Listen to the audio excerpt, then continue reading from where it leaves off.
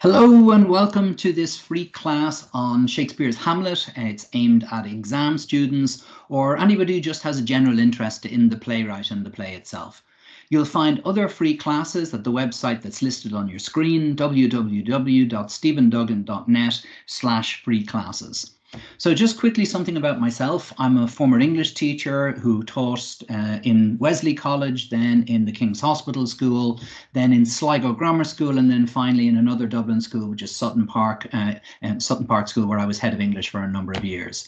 In total, I taught around 1,800 students over that period and was relatively good in terms of exam success, in that roughly 1 in every 4 of the students I taught achieved an A at Leaving Cert a higher level.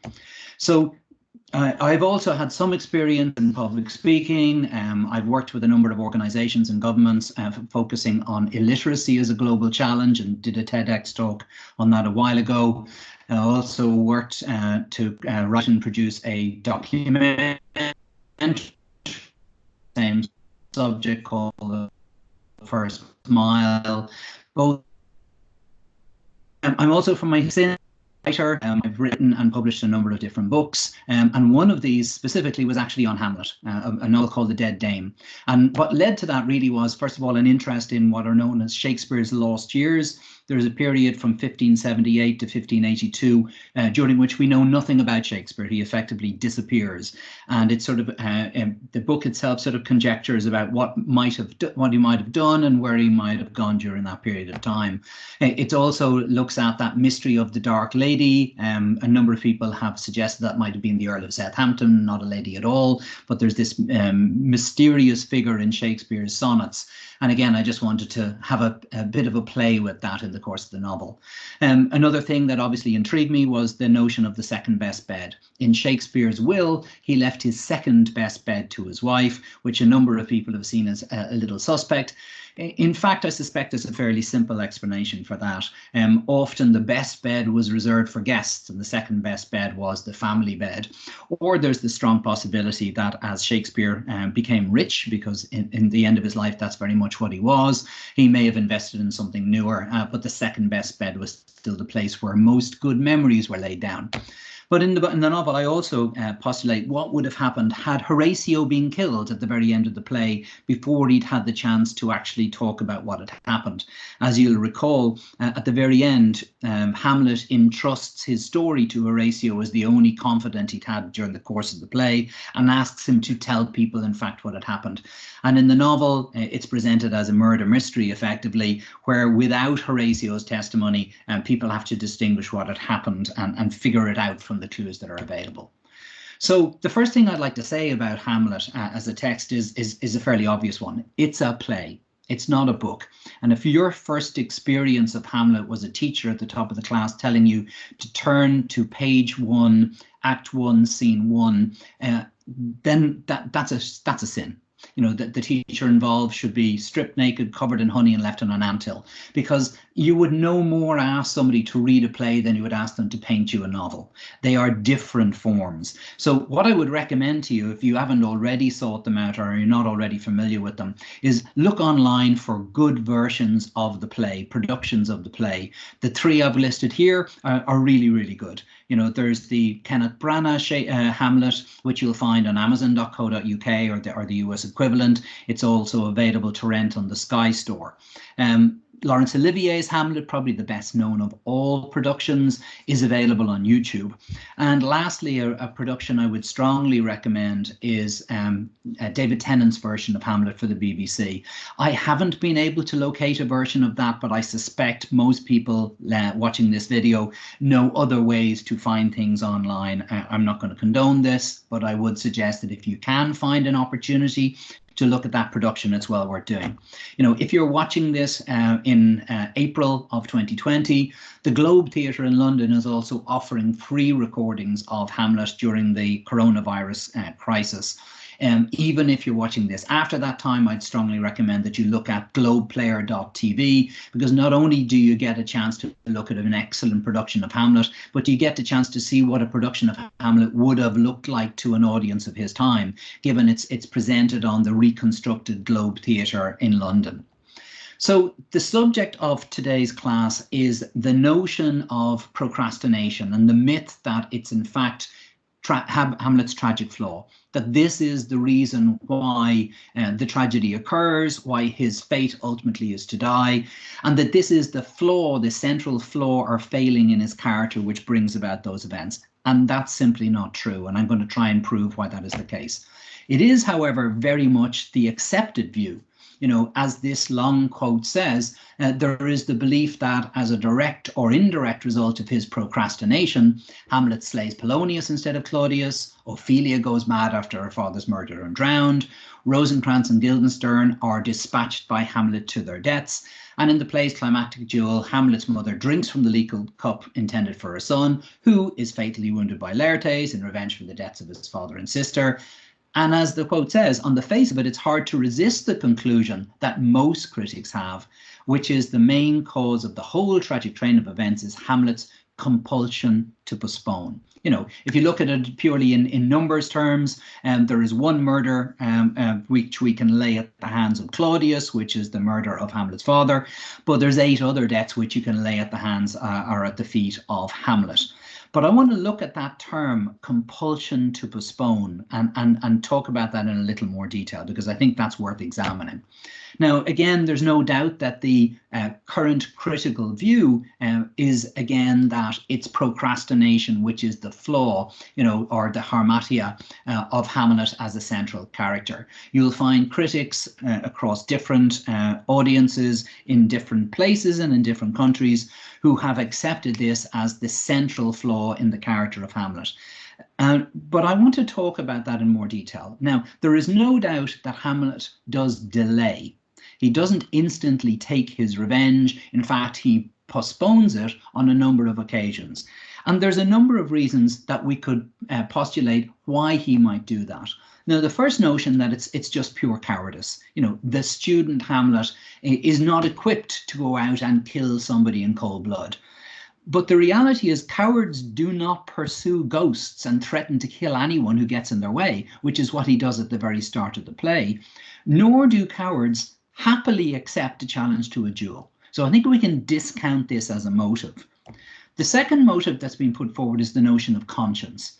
He was a student of theology, and perhaps his conscience and a deep moral or religious set of mind meant that he simply couldn't bring himself to do this. And definitely conscience is a factor. It's a word that is used 8 times in the play. Think of, you know, the play's the thing wherein I'll catch the conscience of the king, or his quote later on, thus conscience does make cowards of us all, which kind of brings these two motives together. Or Laertes' exhortation, vows to the blackest devil, conscience and grace to the profoundest fit. And when Hamlet tells Horatio about how he had arranged to kill, or rather have Rosencrantz and Guildenstern killed, he says, why, man, they did make love to this employment. They are not near my conscience. But this is where Hamlet himself actually differs pretty much from any tragic figure who'd graced the stage in England, certainly prior to this time. Because the third motive we can put forward is the motive of contemplation. And when we talk about contemplation, we mean in the sense of Hamlet considering every possible action he might take. And this resonates with us, and this character resonates with us, because in many times, Hamlet is of our time rather than Shakespeare's.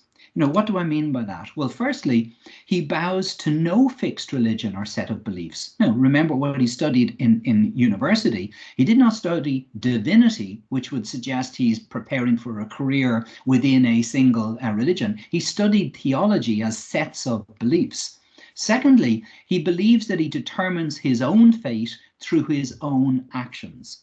He believes all the way through the play that what he does, what he chooses to do or chooses not to do, will affect his own fate, and therefore that his fate is within his own hands.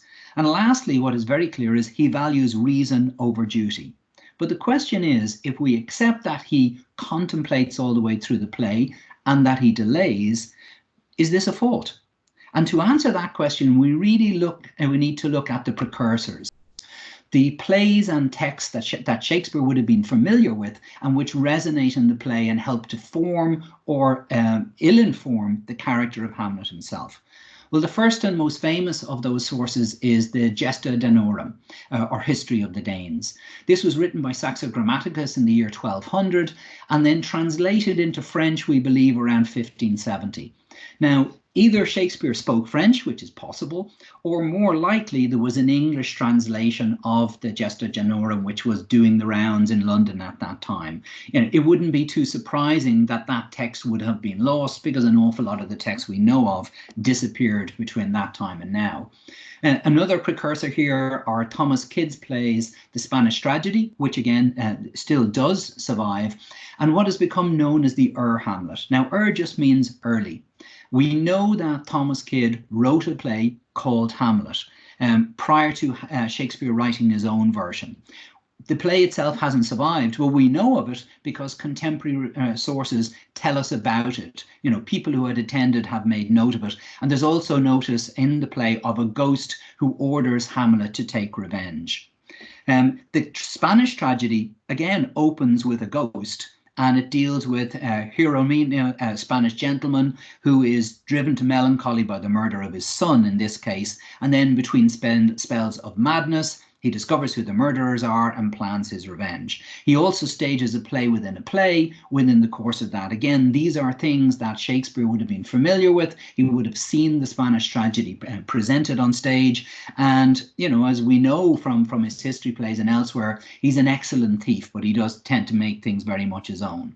What's often overlooked is the fact that Shakespeare himself had written a revenge tragedy immediately before he wrote Hamlet, and that was the play Titus Andronicus, which he wrote, we believe, in the year 1589. Hamlet, we believe, was written in 1601.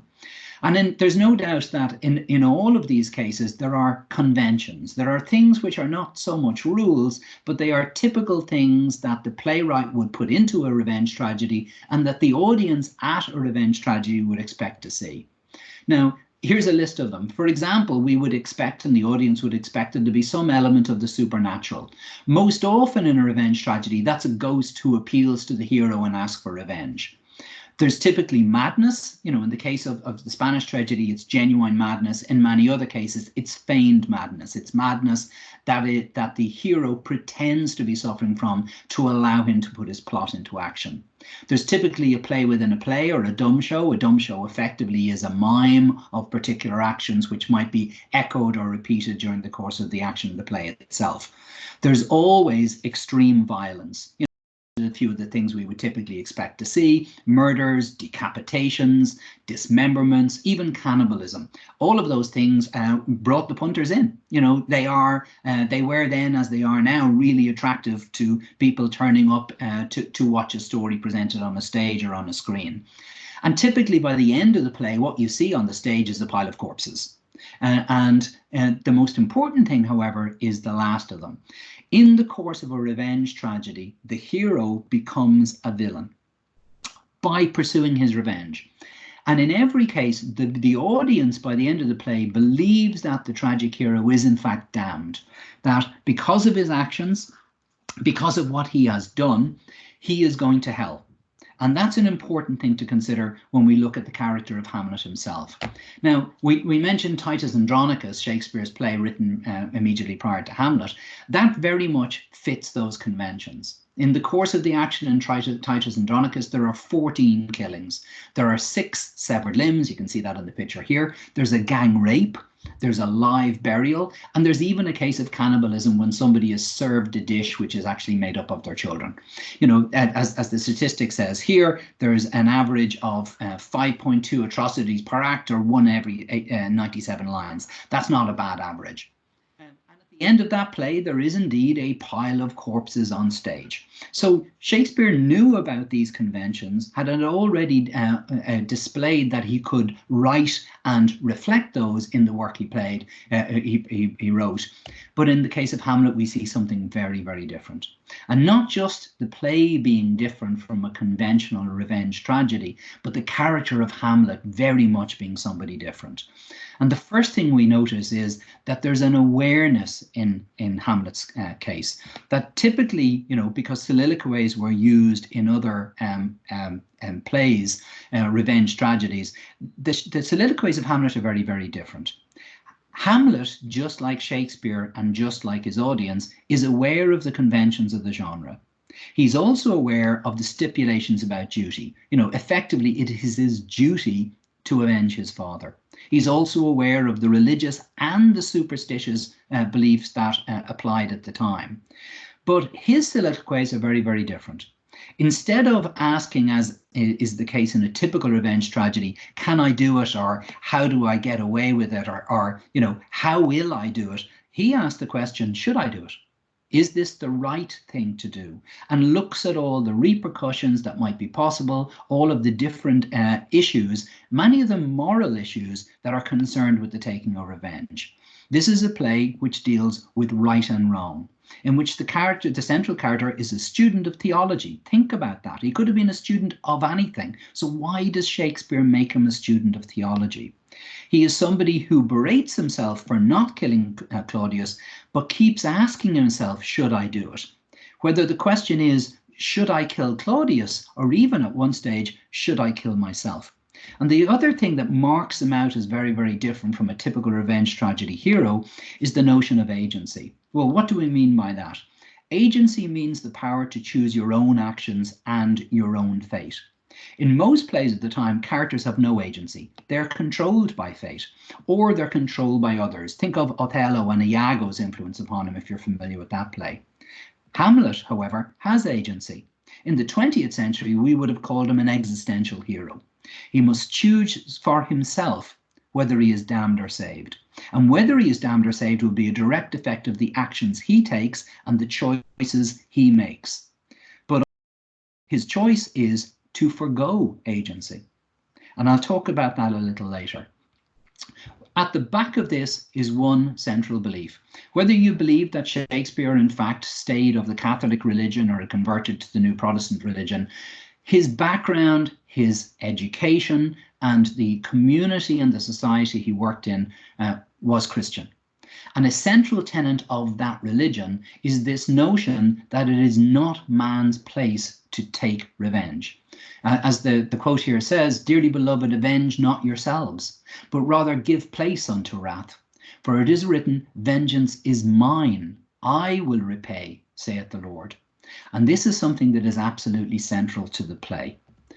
So what happens in the play itself? Well, at the start, Hamlet is very active in pursuing his revenge, or at least declaring that he's going to do it. He says, "Haste me to know it, that I with wings as swift as meditation or the thoughts of love may sweep to my revenge." He's clearly throwing himself into that typical revenge tragedy hero mode and saying, right, that's it. A wrong has been done to me. My father's been murdered. I'm going to go off and revenge it. And it could have been a very short play, in fact, if he'd done so. And later, he actually asks himself why he hasn't done it. He says, is it not perfect conscience to quit his arm? And is it not to be damned to let this canker of our nature come and further evil? Which is worse? Surely I am justified to take revenge. And not only that, but not to take revenge and allow further evil to be done by Claudius might actually lead to my damnation, might be worse than doing nothing. And again, he commits himself during the play to take bloody revenge. "Oh, from this time forth, my thoughts be bloody or be nothing worth. If I don't take my revenge, effectively, I am worthless."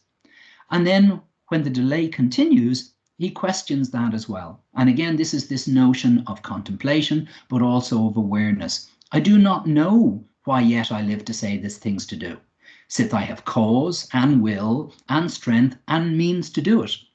But let's look at what happens when Hamlet does actively pursue revenge. The first thing we see is he kills somebody who did not deserve to die. Whatever you think about Polonius, he's underhand, he is unaware of the irony of his own moral statements when he lectures Ophelia and later Laertes, but he does not deserve to die. And Hamlet kills him. In this key scene, Hamlet says, "How now, a rat, dead for a ducat, dead," thinking that it's Claudius who's behind the arras or curtain, and he stabs through it, and it's Polonius he kills. And Polonius falls down saying, "Oh, I am slain." And Hamlet's mother says to him, "Oh me, what hast thou done?"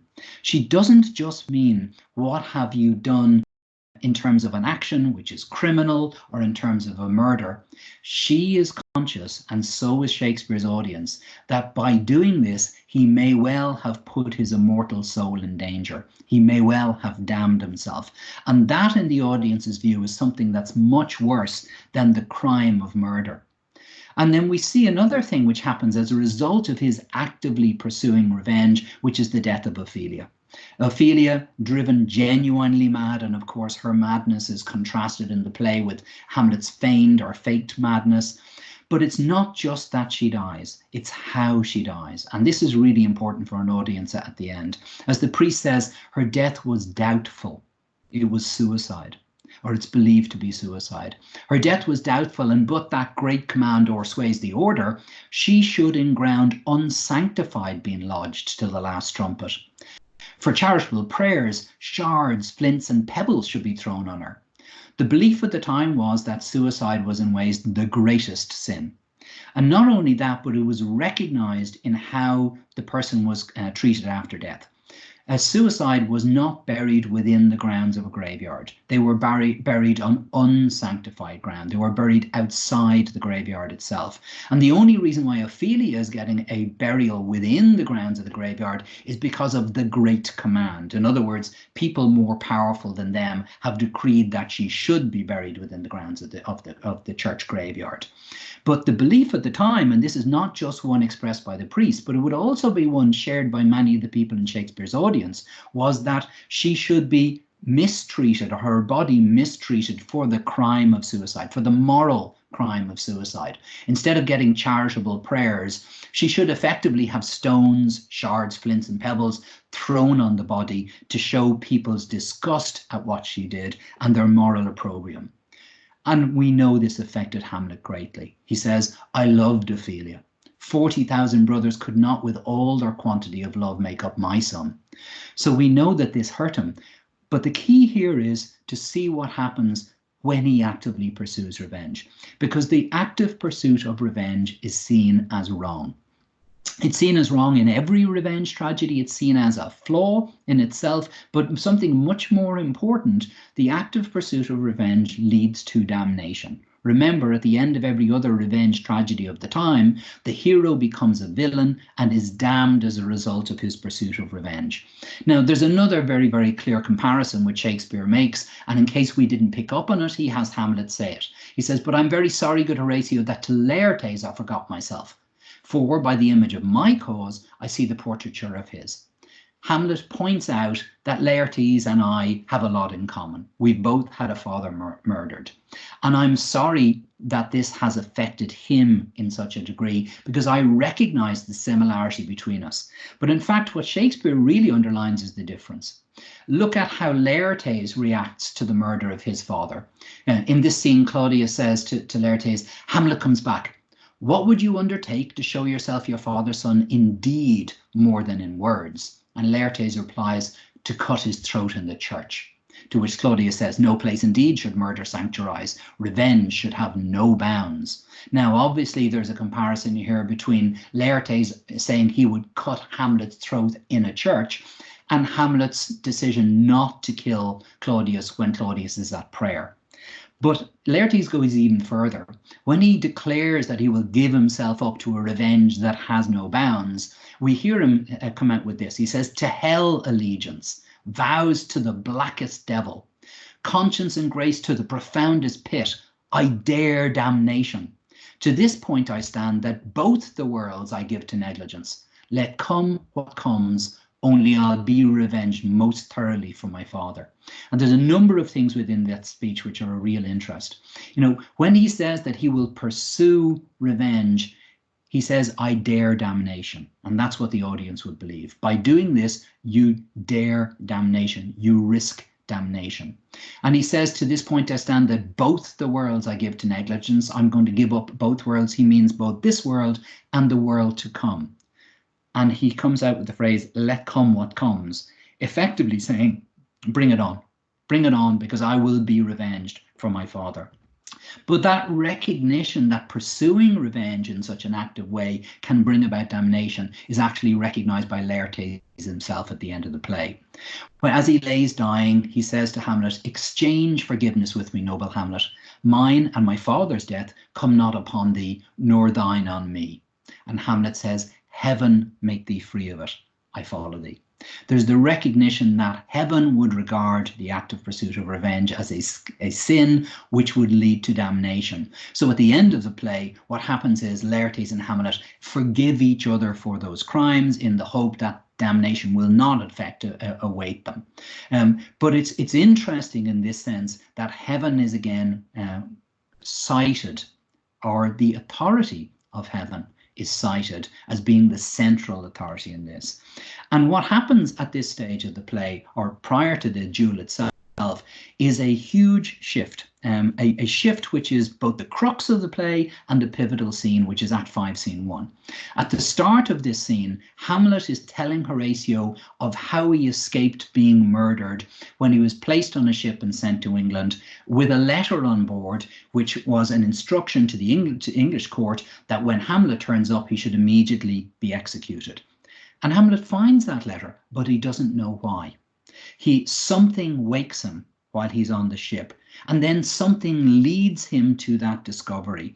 And not only that, but even in opening the letter, again, fate seems to be play a part, because he says, "Why, even in that was heaven ordinant. I had my father's signet in my purse, which is the model of that Danish seal. By chance or by fate, I was carrying a ring with a signet ring, which allowed me not only to open the letter, but to reseal it with the royal seal. So no one would ever know that the letter had been reopened." Now, obviously, we know what he does is he doesn't reseal the same letter. He writes a new letter, which instructs the English court that when Rosencrantz and Guildenstern turn up, it's they who should be executed. But think of the layers of fate that has been involved in that. Why did he wake? How did he find the letter? How come he had the signet ring on him? And then what Shakespeare does is he flips the play to a degree from the notion of the pursuit of revenge to a recognition that, in fact, the revenger is not in control at all. And this is something that Hamlet himself now recognizes and accepts. As he says to Horatio, "There's a divinity that shapes our ends, rough hew them how we will." Now, this notion of rough hewing effectively for several hundred years was lost. It's interesting that there was a community discovered which still used that term, and that was the Newfoundland community, which is a really interesting community in Canada because effectively, because they were so remote, they didn't really change. And many of the terms that were used in Shakespeare's time had survived within that community because settlers effectively had come from England and settled in Newfoundland, and they kept a lot of it. And to hew means to take a fence post and to cut away the end of it to make a point so you can stick it into the ground. And to rough hew is just to carve away at it willy-nilly, to do your best. But what he's saying here is that there's a divinity that shapes our ends, rough hew them how we will. That even when we try to shape our fate, actually there's a divinity shaping our fate at the same time. That God is actually determining what will happen rather than us. In fact, he goes a little further. He says, "There is a special providence in the fall of a sparrow. If it be now, 'tis not to come. If it be not to come, it will be now. If it be not now, yet it will come. The readiness is all." And this is a reflection back to Laertes' things, like Laertes' speech when he effectively says, "Bring it on." Here is Hamlet saying, actually, everything that happens is effectively at God's will. There is a special providence in the fall of a sparrow. The death of the smallest creature is something that is ordained by God rather than created by man or led by the actions of man. And this is really important because what immediately happens is Osric appears with the invitation to the duel with Laertes, which is what will bring about Hamlet's revenge. It's when he surrenders himself to divinity, to providence, to fate, and when he accepts that he's not effectively in control and stops pursuing his revenge, what happens is he's given the opportunity to achieve it. So what's the conclusion? Well, the first thing we can say is, in the literal sense, yes, Hamlet does procrastinate. If you look at that term literally and say, well, this is the action of delaying or postponing something, yeah, you can say that that is what he does. He postpones. He never says he won't do it. He says, I won't do it now because. Now, he berates himself later, but in each case, there tends to be a very logical reason for his not doing so. So he doesn't kill Claudius while Claudius is praying, because there is the fear that if you kill someone at prayer, he may have been confessing and asking for forgiveness, or even the action of being at prayer at the point of his death would spare damnation for him and send him to heaven. And that's the last thing he wants to do. But it's true that he does delay. However, the question is that his tragic flaw? Is that, as the definition says, a flaw in character that brings about his downfall? And I'd argue no, that it's not actually a flaw to contemplate. It's not a flaw to think about your actions. In fact, it's what you would expect of a modern hero. And Hamlet very much is somebody of our time. It's not a flaw to think about your actions before you take them. And in fact, his contemplation, his decision not to act, is something that the play supports. It's because he decides to allow fate to intervene and to accept his fate that at the end he is saved, but also at the end that he is given the opportunity to revenge himself for his father's death. This is not a flaw. Procrastination is not, in fact, the tragic flaw of Hamlet. So, at this stage in the live class, what I did was I turned to some of the questions that people had posed, and I'm just going to quickly talk to them. It's like one of the first questions that a number of people asked was it not Claudius's fault that all these deaths occurred? In one sense, yes, you can look at that view.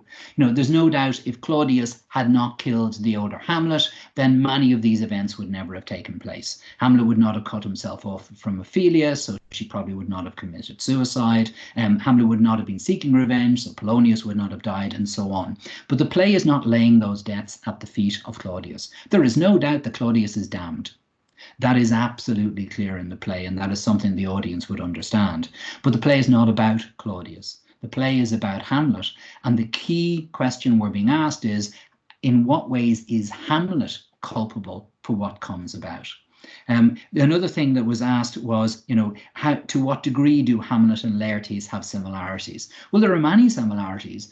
There's the age of the two characters. There's the fact that they both belong to the court. Now, there's a very big difference in this sense, in that Laertes is the son of a politician, where Hamlet was the son of a king and should have been the king had not Claudius popped between the election and his hopes. But the key similarity is in their approach to and pursuit of revenge. And it's very clearly shown that Laertes, by offering to dare damnation, very nearly does. Very nearly achieves that. Whereas Hamlet, we see, considers and thinks and examines all the way through. And Laertes is there largely to make that comparison. One of the other questions was asked is, when Hamlet chooses not to kill Claudius during the prayer scene, is it because of procrastination, or is it because Claudius is praying? Well, effectively, Hamlet answers that question himself. He says, I will do it now, but let's think about that. If I kill him now while he's at prayer, I won't achieve my real aim, because my real aim is not just to kill him. My real aim is to also ensure damnation, and maybe I wouldn't be doing that. Now, further, and then the last question I'm going to deal with is from one of the people who attended the live class, and asks, if Hamlet knows he can be justified by killing Claudius, why does he still investigate the morality of his actions? Well, the answer to that is he does not know that he is justified in killing Claudius. On a criminal sense, absolutely. In terms of duty, absolutely. Somebody murdered my father. I'm actually bound to murder them. But is he justified is the question he asks himself. Is it right for him to take revenge? Now, all the way through the play, he berates himself for not doing so. Why have I still not done it? Surely I should do it now. But at the back of his mind, there's something, perhaps from his learnings in theology, that is causing him to think about it and to ask the question, is this actually justified? And the answer he comes to at the end of the play is that no, he's not. Vengeance is mine, saith the Lord, not of man. that there isn't a justification, truly, in a moral sense, and he's very much a moral character, for taking revenge. So, we can look at it from a point of view of criminality or of duty, but the reality is Hamlet is not justified in killing Claudius, and that is the conclusion he comes to himself. So, at the end of the play, what we see is we see the reality that procrastination ultimately is not the tragic flaw. And what you see here is an exhortation from the live broadcast. If you're watching this during the coronavirus crisis, I'd still ask you to do the following things. Wash your hands like you've just killed the King of Scotland. There's Lady Macbeth doing that. Stay safe. Stay away from older and more vulnerable people. The likelihood is if you're an exam student, you will shake off this illness should you pick it up, but there are people who would not be able to do so. The other thing I would say is stay in touch with your friends. Social isolation means exactly that. And it's not good to be away from your friends. So whether you're going to use video chats of some form or just get on the phone or just send each other's text, do stay in touch. It's going to be really important, particularly when you're studying for exam. And lastly, stay awake. I've got teenagers of my own, and I've watched how they have effectively given up getting up, and they're keeping to very unusual hours. Stay up, get up at a reasonable hour, get your work done. You'll feel better for it. Almost lastly, there's an appeal. I'm doing these classes for free, but the main reason I'm doing them is to try and raise money for Alone. Alone are a really important charity who do amazing work for older people. And right now, it's the older people who are at most greatest risk, not just of isolation, but of depression. In some cases, even of starvation. There are old people being discovered in some countries who effectively had been abandoned because people hadn't been looking out for them, didn't realize the dire straits they were in, and Alone is a charity which does wonders for people of that kind. Two of the novels I've written, The Elder Terror and The Dead Dane, which is, as I mentioned before, is a play about Hamlet. In the case of each of them, I'm giving all proceeds from the sale of those books to Alone. So if you found this useful, please go to the website, stephenduggan.net/free classes, or just go on amazon.com or amazon.co.uk. They're cheap. I don't know how much you usually pay for a grind or an extra class, but I would ask you, please, either to go and buy one of those. They're available in both print and in Kindle versions, or just go to alone.ie and make a donation. Another thing I would ask you to do is go to the website, and if you found this of use, or you have some suggestions for ways in which I could improve these classes as I give them, leave a comment. There's a comment box at the end of the free classes webpage. Pop a message in. Be nice if that's the right thing. Don't be a prick. But leave something that might be of use to me or of use to other people in trying to share these classes or to make them better as I go along. The next class I'm going to do is going to be on critical analysis. It's going to be on simple ways to help people get a high grade in both the unseen poem and the unseen comprehension part of the exam. If you can answer all of the questions that are on the screen, fair play to you. You probably don't need to turn up. But if you don't know or you're not sure of the difference between, say, consonants and alliteration or apostrophe and tautology, turn up, because I'm going to talk about all of those and hopefully demystify them in a very, very short period of time.